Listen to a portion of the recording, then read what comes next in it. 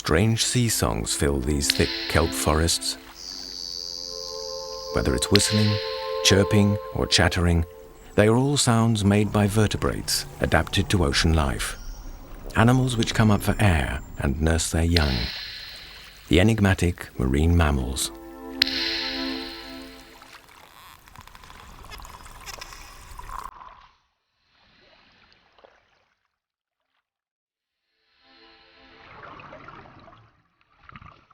This film is a record of 7 years of observation in the world's oceans.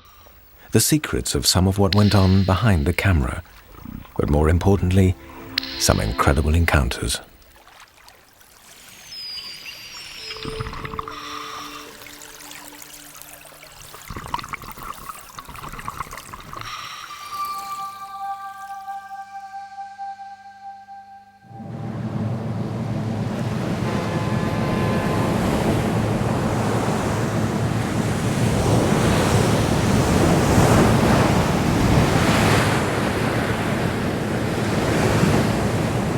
At the Corpus Christi oil terminal in the Gulf of Mexico, bottlenose dolphins have chosen the bow of a supertanker as their playground.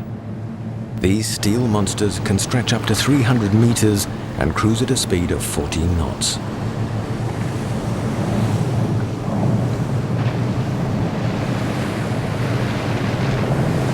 To film the dolphins in slow motion, speed and stability are an absolute priority.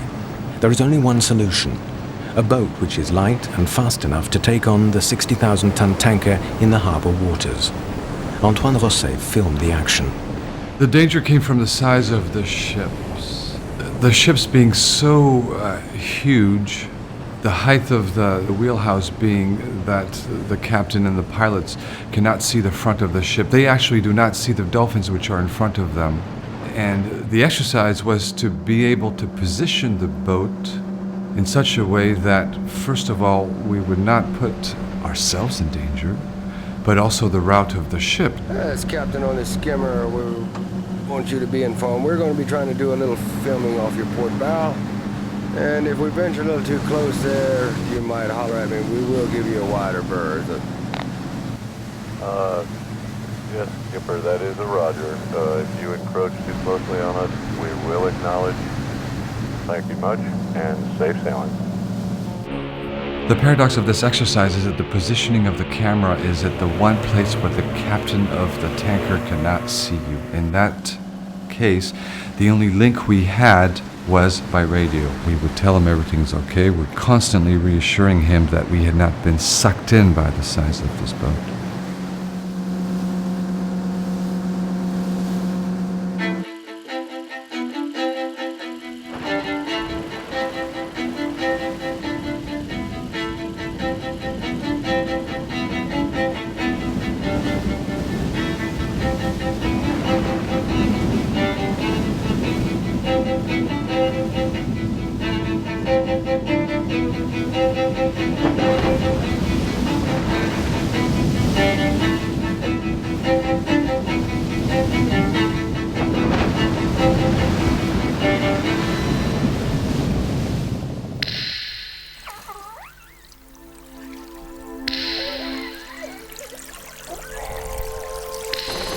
The Crozet Archipelago, 3,000 kilometers from the nearest inhabited landmass.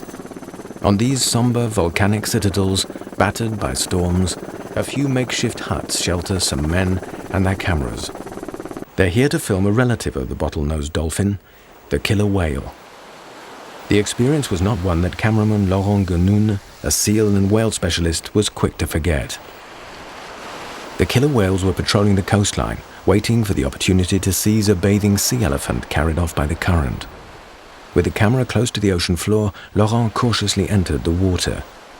In the surf, with bad visibility, he knew he was completely exposed to a potential attack.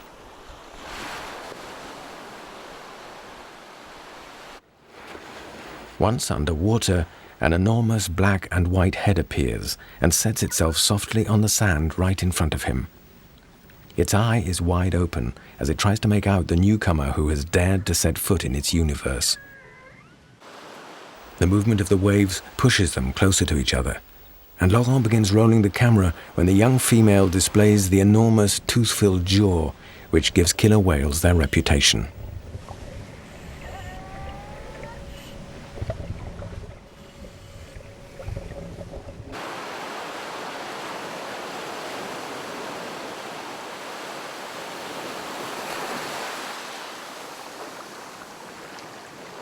During the entire shooting sequence, the cameraman never felt threatened by the animal.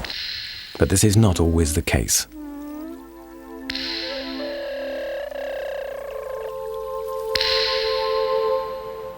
Graham Land in the Antarctic Peninsula, a hunting ground for the leopard seal. Weighing 400 kilos and boasting a powerful jaw for capturing other seals and penguins, the leopard seal can also be a danger to man.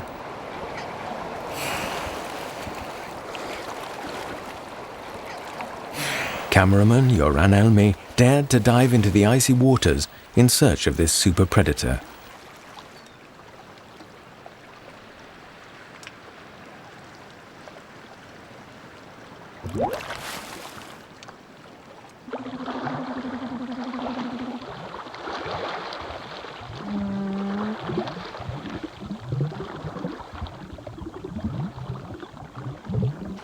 The first contact is disheartening but instructive. Yoran quickly discovers that this solitary hunter has no intention of sharing its territory.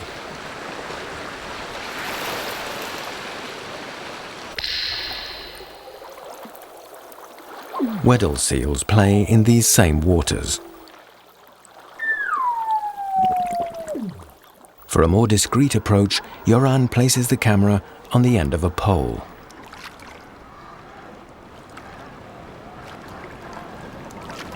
And the experiment works. The cameraman has silence and stability, and the seals an object of curiosity.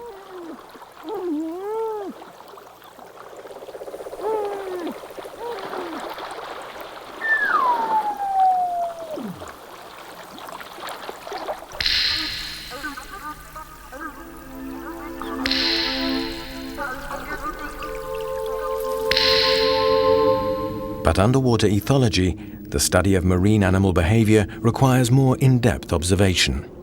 To break the ice, Yoran ventured to the other end of the Earth, to Greenland, the kingdom of the white whales, or belugas.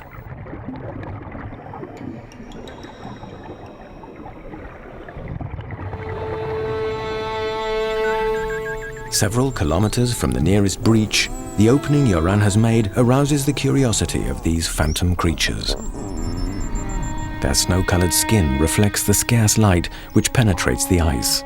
They appear to glow in the semi-darkness of the water.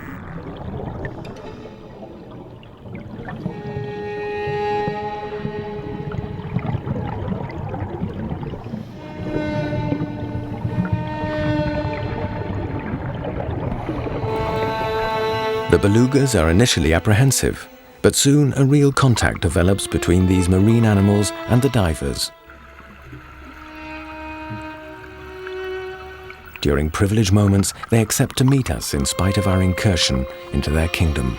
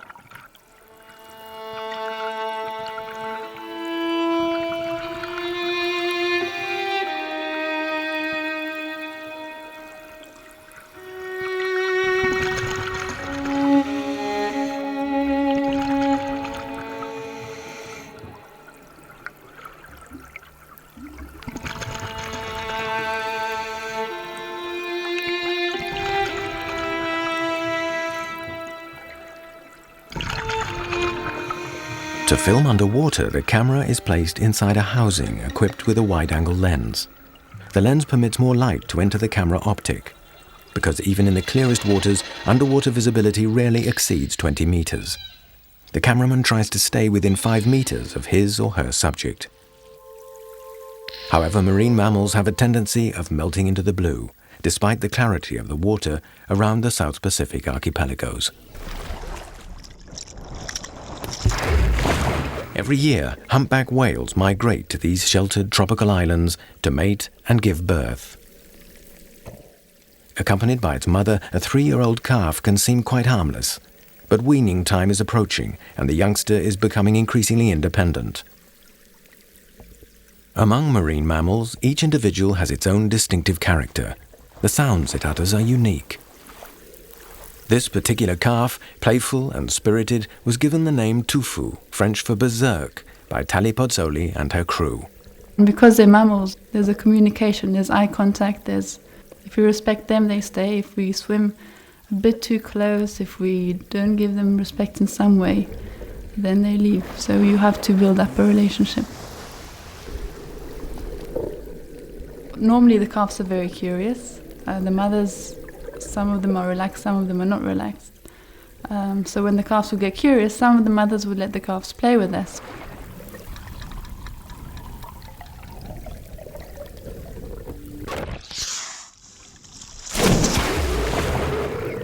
As big as he was and as massive as his mother was, with all his breaching and his diving, I never felt that he could have harmed me in any way. He always knew exactly where we were and there was no way that he could have harmed us.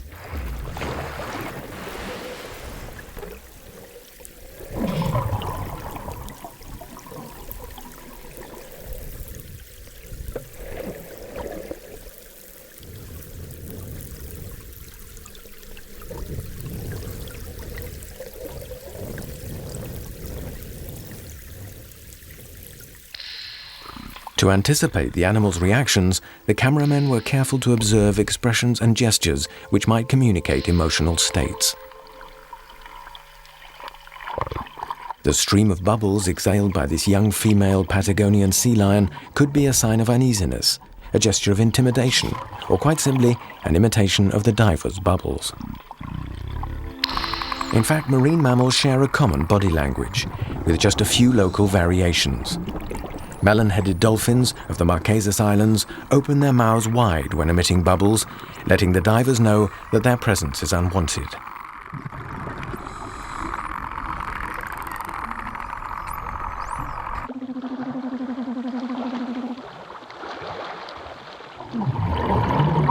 The leopard seal uses similar signals, but here it is not sticking to the behavior code. For reasons unknown to us, intimidation was replaced by a playful exchange.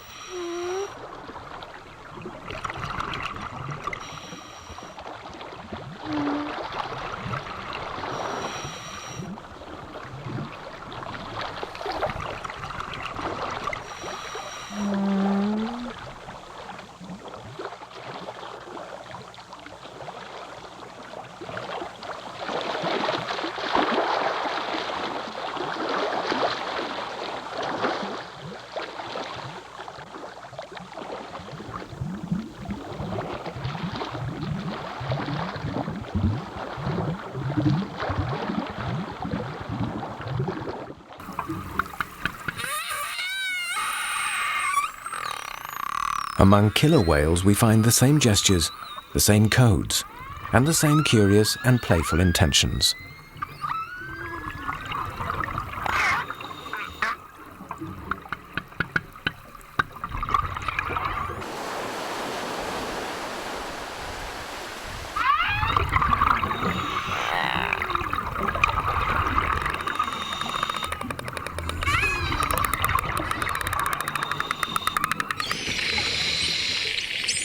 Defecation is also a significant gesture. These spinner dolphins and this beluga could be expressing contempt or fear.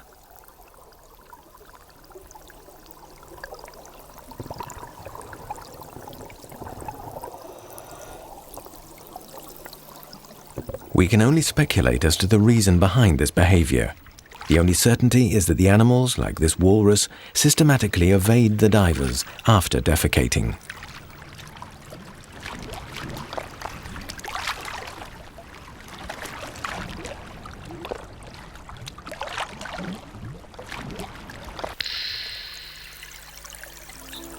Marine mammals generally avoid physical contact with humans.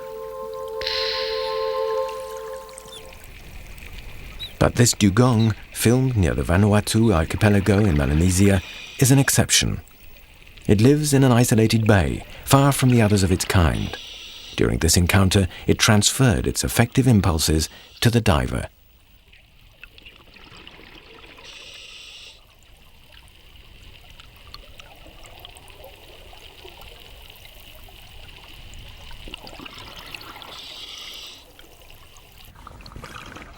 Elsewhere, seals and fur seals played with us as they play with each other, readily substituting a fin for a brightly coloured flipper.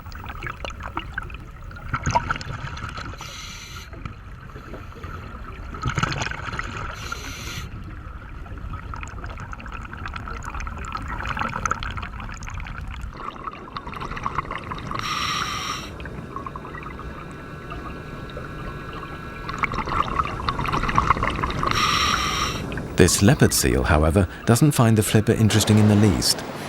A half-dead chinstrap penguin makes a far more appealing toy. The film crew witnessed the leopard seal's peculiar behavior.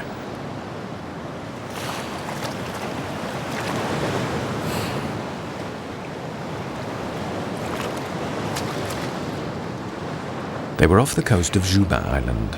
Their dinghy was surrounded by chinstrap penguins. The leopard seal would capture one penguin after another, bringing each one near the dinghy or diver, and releasing it, then pushing it forward with the tip of its snout. The leopard seal would then move aside, as if offering the penguin to the crew.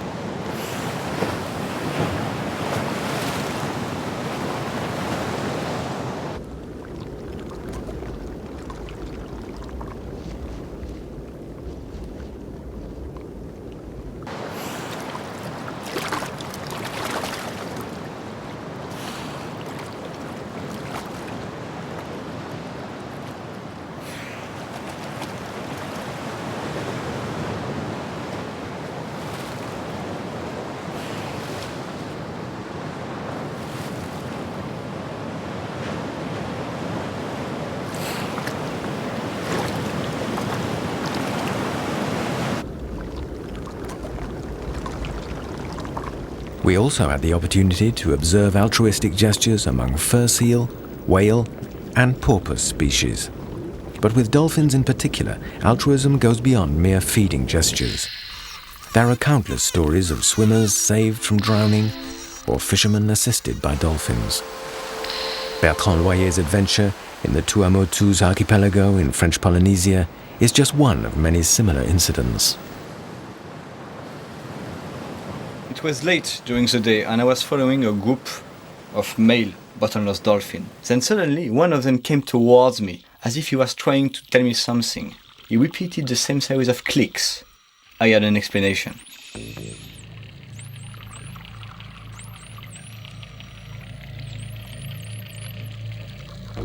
A white tip shark came towards me and was charging me. But in fact, it wasn't a real charge. It just made a sharp curve in front of the camera and avoided me.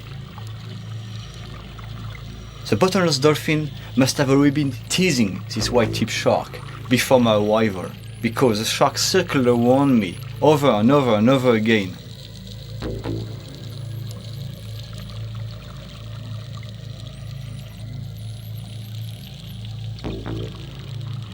The two largest males then created a screen between the shark and myself. They forced him to descend by swimming around him frantically, and I really felt secure with their presence.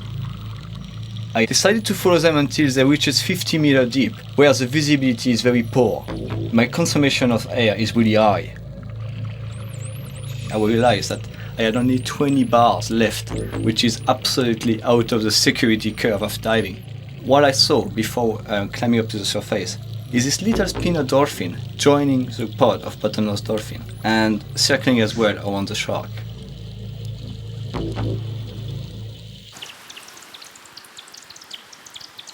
This rescue, the result of an organized group effort, may well have saved the diver's life.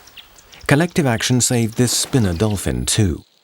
Isolated from its group for reasons unknown to us, it was adopted by the same pod of bottlenose dolphins.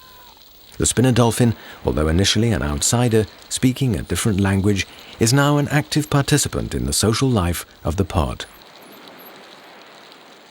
We can't help but envy the grace and speed we lack, and long to gain their confidence so that we may perhaps understand them at last.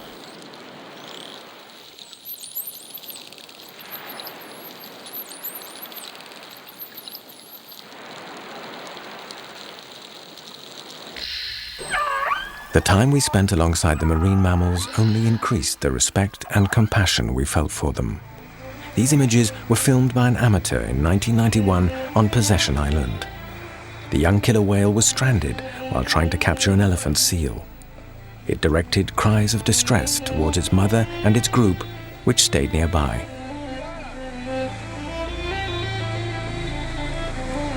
Scientist Christophe Guinet's crew was able to save the animal by rocking and tilting its 2.5 tons towards a rising wave.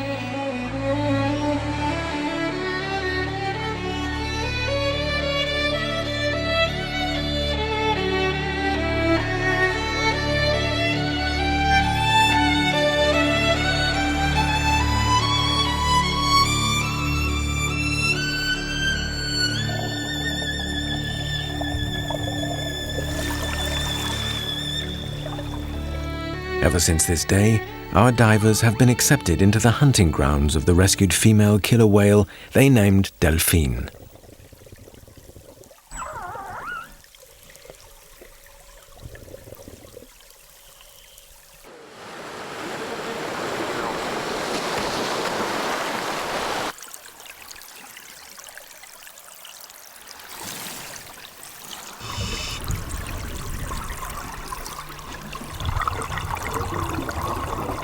Delphine often brings us offerings of kelp leaves as a greeting ritual, a bit like our handshake.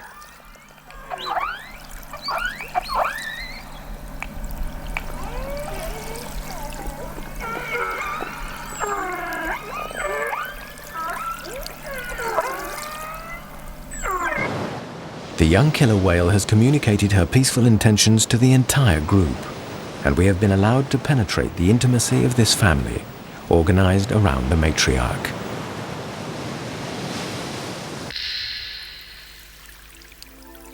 However, in spite of this and other encounters, these years spent observing marine mammals have left a certain feeling of frustration.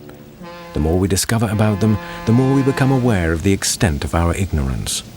We are barely aware of what these bottlenose dolphins at Corpus Christi get up to when they're not flirting with oil tankers.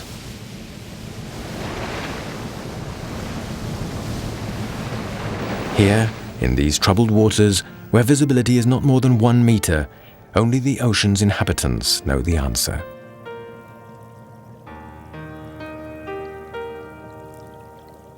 Other obstacles await us: the hostile deep ocean, storm-torn seas, currents.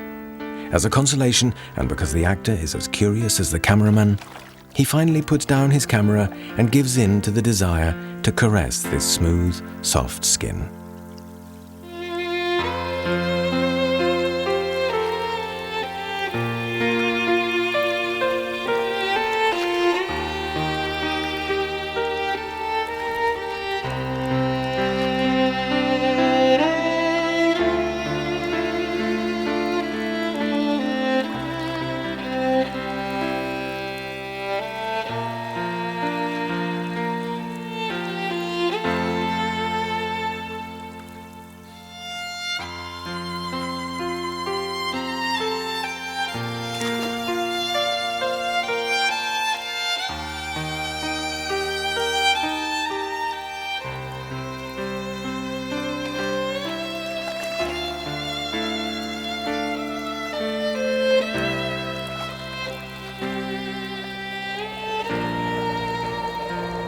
Like all marine mammals, the bottlenose dolphin is unpredictable. It's free to swim with the oil tankers when the reverberations of the propellers call, free to give trouble to future underwater cameramen, or to seek them out.